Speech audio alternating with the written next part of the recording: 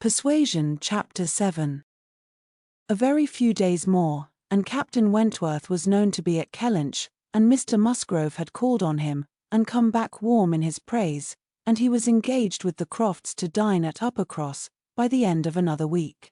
It had been a great disappointment to Mr. Musgrove to find that no earlier day could be fixed, so impatient was he to show his gratitude, by seeing Captain Wentworth under his own roof, and welcoming him to all that was strongest and best in his cellars. But a week must pass, only a week, in Anne's reckoning, and then, she supposed, they must meet, and soon she began to wish that she could feel secure even for a week. Captain Wentworth made a very early return to Mr. Musgrove's civility, and she was all but calling there in the same half-hour. She and Mary were actually setting forward for the great house, where, as she afterwards learnt, they must inevitably have found him, when they were stopped by the eldest boy's being at that moment brought home in consequence of a bad fall. The child's situation put the visit entirely aside, but she could not hear of her escape with indifference, even in the midst of the serious anxiety which they afterwards felt on his account. His collarbone was found to be dislocated, and such injury received in the back, as roused the most alarming ideas. It was an afternoon of distress, and Anne had everything to do at once: the apothecary to send for, the father to have pursued and informed, the mother to support and keep from hysterics, the servants to control, the youngest child to banish, and the poor suffering one to attend and soothe, besides sending, as soon as she recollected it, proper notice to the other house, which brought her an accession rather of frightened, inquiring companions, than of very useful assistants. Her brother's return was the first comfort; he could take best care of his wife, and the second blessing was the arrival of the apothecary. Till he came and had examined the child, their apprehensions were the worse for being vague. They suspected great injury, but knew not where. But now the collarbone was soon replaced, and though Mr. Robinson felt, and rubbed, and looked grave, and spoke low words both to the father and the aunt, still they were all to hope the best, and to be able to part and eat their dinner in tolerable ease of mind. And then it was, just before they parted, that the two young aunts were able so far to digress from their nephew's state, as to give the information of Captain Wentworth's visit, staying 5 minutes behind their father and mother, to endeavour to express how perfectly delighted they were with him, how much handsomer, how infinitely more agreeable they thought him than any individual among their male acquaintance, who had been at all a favourite before. How glad they had been to hear Papa invite him to stay dinner, how sorry when he said it was quite out of his power, and how glad again when he had promised in reply to Papa and Mamma's farther pressing invitations to come and dine with them on the morrow, actually on the morrow, and he had promised it in so pleasant a manner, as if he felt all the motive of their attention just as he ought. And in short, he had looked and said everything with such exquisite grace, that they could assure them all, their heads were both turned by him, and off they ran, quite as full of glee as of love, and apparently more full of Captain Wentworth than of little Charles. The same story and the same raptures were repeated, when the two girls came with their father, through the gloom of the evening, to make inquiries, and Mr. Musgrove, no longer under the first uneasiness about his heir, could add his confirmation and praise, and hope there would be now no occasion for putting Captain Wentworth off, and only be sorry to think that the cottage party, probably, would not like to leave the little boy, to give him the meeting. Oh no, as to leaving the little boy, both father and mother were in much too strong and recent alarm to bear the thought, and Anne, in the joy of the escape, could not help adding her warm protestations to theirs. Charles Musgrove, indeed, afterwards, showed more of inclination. The child was going on so well, and he wished so much to be introduced to Captain Wentworth, that, perhaps, he might join them in the evening. He would not dine from home, but he might walk in for half an hour. But in this he was eagerly opposed by his wife, with "Oh no, indeed, Charles, I cannot bear to have you go away. Only think if anything should happen." The child had a good night, and was going on well the next day. It must be a work of time to ascertain that no injury had been done to the spine, but Mr. Robinson found nothing to increase alarm, and Charles Musgrove began, consequently, to feel no necessity for longer confinement. The child was to be kept in bed and amused as quietly as possible, but what was there for a father to do? This was quite a female case, and it would be highly absurd in him, who could be of no use at home, to shut himself up. His father very much wished him to meet Captain Wentworth, and there being no sufficient reason against it, he ought to go, and it ended in his making a bold, public declaration, when he came in from shooting, of his meaning to dress directly, and dine at the other house. "Nothing can be going on better than the child," said he, "so I told my father, just now, that I would come, and he thought me quite right. Your sister being with you, my love, I have no scruple at all. You would not like to leave him yourself, but you see I can be of no use. And will send for me if anything is the matter." Husbands and wives generally understand when opposition will be vain. Mary knew, from Charles's manner of speaking, that he was quite determined on going, and that it would be of no use to tease him. She said nothing, therefore, till he was out of the room, but as soon as there was only Anne to hear. "So you and I are to be left to shift by ourselves, with this poor sick child, and not a creature coming near us all the evening. I knew how it would be. This is always my luck. If there is anything disagreeable going on, men are always sure to get out of it, and Charles is as bad as any of them. Very unfeeling. I must say it is very unfeeling of him to be running away from his poor little boy. Talks of his being going on so well.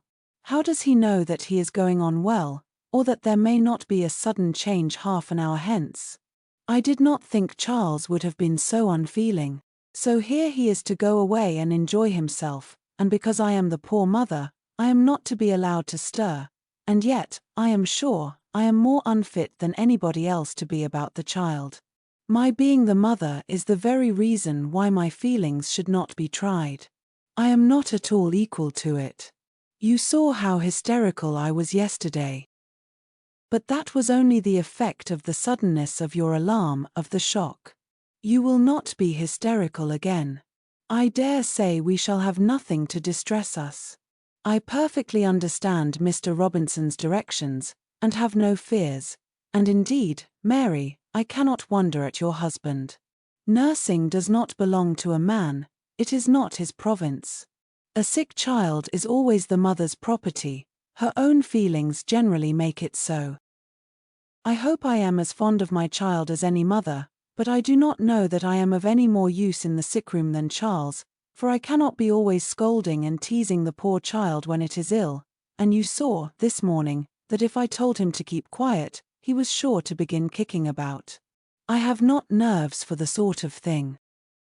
But, could you be comfortable yourself, to be spending the whole evening away from the poor boy? Yes, you see his papa can, and why should not I? Jemima is so careful, and she could send us word every hour how he was. I really think Charles might as well have told his father we would all come. I am not more alarmed about little Charles now than he is. I was dreadfully alarmed yesterday, but the case is very different today. Well, if you do not think it too late to give notice for yourself, suppose you were to go, as well as your husband. Leave little Charles to my care. Mr. and Mrs. Musgrove cannot think it wrong while I remain with him. Are you serious? Cried Mary, her eyes brightening. Dear me, that's a very good thought, very good, indeed. To be sure, I may just as well go as not, for I am of no use at home, am I? And it only harasses me. You, who have not a mother's feelings, are a great deal the properest person. You can make little Charles do anything, he always minds you at a word. It will be a great deal better than leaving him only with Jemima. Oh, I shall certainly go, I am sure I ought if I can, quite as much as Charles, for they want me excessively to be acquainted with Captain Wentworth, and I know you do not mind being left alone. An excellent thought of yours, indeed, Anne. I will go and tell Charles, and get ready directly. You can send for us, you know, at a moment's notice, if anything is the matter, but I dare say there will be nothing to alarm you. I should not go, you may be sure, if I did not feel quite at ease about my dear child. The next moment she was tapping at her husband's dressing-room door, and as Anne followed her upstairs, she was in time for the whole conversation, which began with Mary's saying, in a tone of great exultation, "I mean to go with you, Charles, for I am of no more use at home than you are. If I were to shut myself up for ever with the child, I should not be able to persuade him to do anything he did not like. And will stay, and undertakes to stay at home and take care of him. It is Anne's own proposal, and so I shall go with you, which will be a great deal better, for I have not dined at the other house since Tuesday." "This is very kind of Anne," was her husband's answer, "and I should be very glad to have you go, but it seems rather hard that she should be left at home by herself, to nurse our sick child." Anne was now at hand to take up her own cause, and the sincerity of her manner being soon sufficient to convince him, where conviction was at least very agreeable, he had no farther scruples as to her being left to dine alone, though he still wanted her to join them in the evening, when the child might be at rest for the night, and kindly urged her to let him come and fetch her, but she was quite unpersuadable, and this being the case, she had ere long the pleasure of seeing them set off together in high spirits. They were gone, she hoped, to be happy, however oddly constructed such happiness might seem. As for herself, she was left with as many sensations of comfort as were, perhaps, ever likely to be hers. She knew herself to be of the first utility to the child, and what was it to her if Frederick Wentworth were only half a mile distant, making himself agreeable to others? She would have liked to know how he felt as to a meeting. Perhaps indifferent, if indifference could exist under such circumstances. He must be either indifferent or unwilling. Had he wished ever to see her again, he need not have waited till this time. He would have done what she could not but believe that in his place she should have done long ago, when events had been early giving him the independence which alone had been wanting. Her brother and sister came back delighted with their new acquaintance, and their visit in general.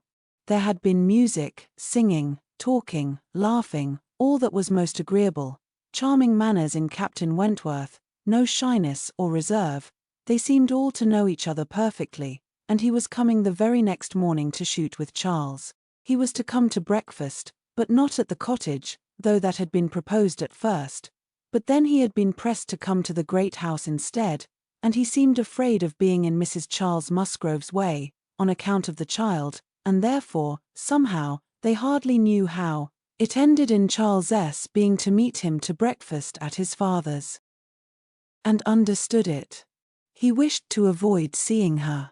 He had inquired after her, she found, slightly, as might suit a former slight acquaintance, seeming to acknowledge such as she had acknowledged, actuated, perhaps, by the same view of escaping introduction when they were to meet. The morning hours of the cottage were always later than those of the other house, and on the morrow the difference was so great that Mary and Anne were not more than beginning breakfast when Charles came in to say that they were just setting off, that he was come for his dogs, that his sisters were following with Captain Wentworth, his sisters meaning to visit Mary and the child, and Captain Wentworth proposing also to wait on her for a few minutes if not inconvenient, and though Charles had answered for the child's being in no such state as could make it inconvenient, Captain Wentworth would not be satisfied without his running on to give notice. Mary, very much gratified by this attention, was delighted to receive him, while 1,000 feelings rushed on Anne, of which this was the most consoling, that it would soon be over. And it was soon over. In 2 minutes after Charles's preparation, the others appeared. They were in the drawing-room. Her eye half met Captain Wentworth's, a bow, a curtsy passed, she heard his voice, he talked to Mary, said all that was right, said something to the Miss Musgroves, enough to mark an easy footing. The room seemed full of persons and voices, but a few minutes ended it. Charles showed himself at the window, all was ready, their visitor had bowed and was gone, the Miss Musgroves were gone too, suddenly resolving to walk to the end of the village with the sportsmen. The room was cleared, and Anne might finish her breakfast as she could. "It is over. It is over," she repeated to herself again and again, in nervous gratitude. The worst is over. Mary talked, but she could not attend. She had seen him. They had met. They had been once more in the same room. Soon, however, she began to reason with herself, and try to be feeling less. 8 years, almost 8 years had passed, since all had been given up. How absurd to be resuming the agitation which such an interval had banished into distance and indistinctness. What might not 8 years do? Events of every description, changes, alienations, removals, all must be comprised in it, and oblivion of the past, how natural, how certain too. It included nearly a third part of her own life. Alas! With all her reasoning, she found that to retentive feelings 8 years may be little more than nothing. Now, how were his sentiments to be read? Was this like wishing to avoid her? And the next moment she was hating herself for the folly which asked the question. On one other question which perhaps her utmost wisdom might not have prevented, she was soon spared all suspense, for, after the Miss Musgroves had returned and finished their visit at the cottage, she had this spontaneous information from Mary. "Captain Wentworth is not very gallant by you, and, though he was so attentive to me, Henrietta asked him what he thought of you, when they went away, and he said, you were so altered he should not have known you again." Mary had no feelings to make her respect her sisters in a common way, but she was perfectly unsuspicious of being inflicting any peculiar wound. Altered beyond his knowledge, and fully submitted, in silent, deep mortification. Doubtless it was so, and she could take no revenge, for he was not altered, or not for the worse. She had already acknowledged it to herself, and she could not think differently, let him think of her as he would. No, the years which had destroyed her youth and bloom had only given him a more glowing, manly, open look, in no respect lessening his personal advantages. She had seen the same Frederick Wentworth. So altered that he should not have known her again, these were words which could not but dwell with her. Yet she soon began to rejoice that she had heard them. They were of sobering tendency, they allayed agitation, they composed, and consequently must make her happier. Frederick Wentworth had used such words, or something like them, but without an idea that they would be carried round to her. He had thought her wretchedly altered, and in the first moment of appeal, had spoken as he felt. He had not forgiven and Eliot. She had used him ill, deserted and disappointed him, and worse, she had shown a feebleness of character in doing so, which his own decided, confident temper could not endure. She had given him up to oblige others. It had been the effect of over-persuasion. It had been weakness and timidity. He had been most warmly attached to her, and had never seen a woman since whom he thought her equal, but, except from some natural sensation of curiosity, he had no desire of meeting her again. Her power with him was gone forever. It was now his object to marry. He was rich, and being turned on shore, fully intended to settle as soon as he could be properly tempted, actually looking round, ready to fall in love with all the speed which a clear head and a quick taste could allow. He had a heart for either of the Miss Musgroves, if they could catch it, a heart, in short, for any pleasing young woman who came in his way, excepting an Eliot. This was his only secret exception, when he said to his sister, in answer to her suppositions, "Yes, here I am, Sophia, quite ready to make a foolish match. Anybody between 15 and 30 may have me for asking. A little beauty, and a few smiles, and a few compliments to the navy, and I am a lost man. Should not this be enough for a sailor, who has had no society among women to make him nice?" He said it, she knew, to be contradicted. His bright proud eye spoke the conviction that he was nice, and Eliot was not out of his thoughts, when he more seriously described the woman he should wish to meet with. A strong mind, with sweetness of manner, made the first and the last of the description. "That is the woman I want," said he. "Something a little inferior I shall of course put up with, but it must not be much. If I am a fool, I shall be a fool indeed, for I have thought on the subject more than most men.